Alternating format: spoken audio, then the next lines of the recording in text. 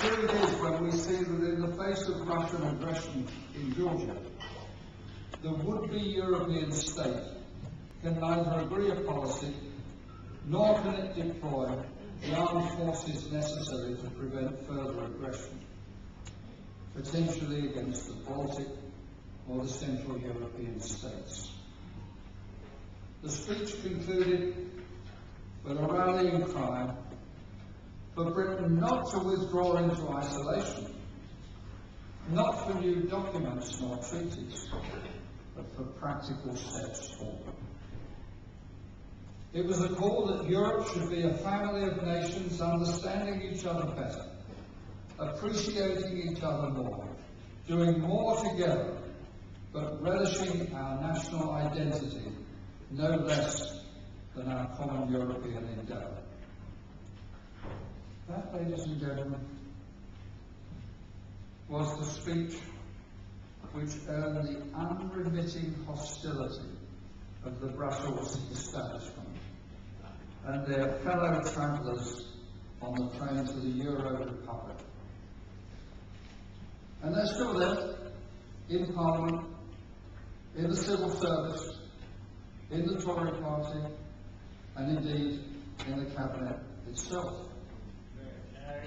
In the 20 years since the Bruges speech, things have, in that ghastly phrase which I so hate, moved on. The Euro fanatics have emphatically rejected the Europe of free nations that the Bruges speech envisaged.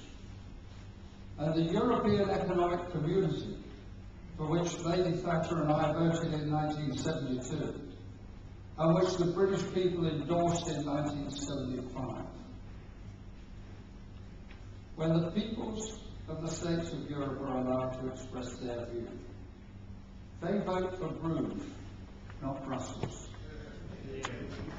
So Brussels and Brown and Blair say, don't ask the people, or if you do, ignore what they say unless it's yes.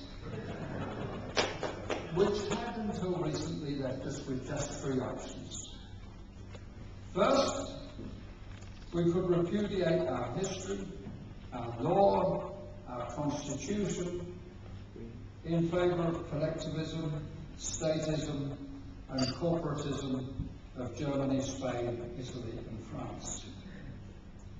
Secondly, we could declare that we had come to a parting of the ways, a return to Winston Churchill's policy of support for a Western European Union, but a union which didn't include this kingdom.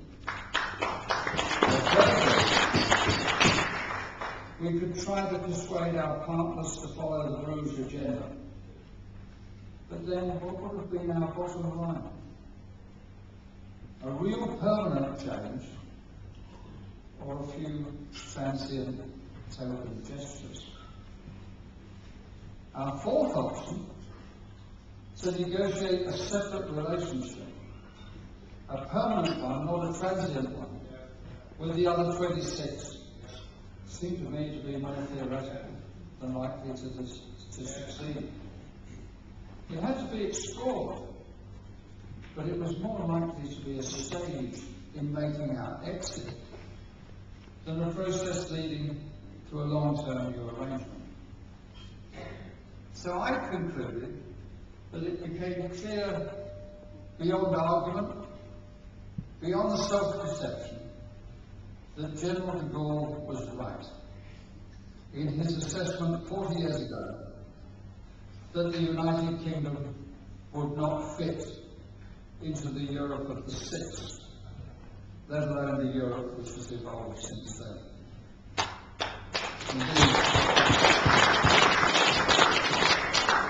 I suspect that de Gaulle would be unhappy at the thought of France integrated into the European state of the 20th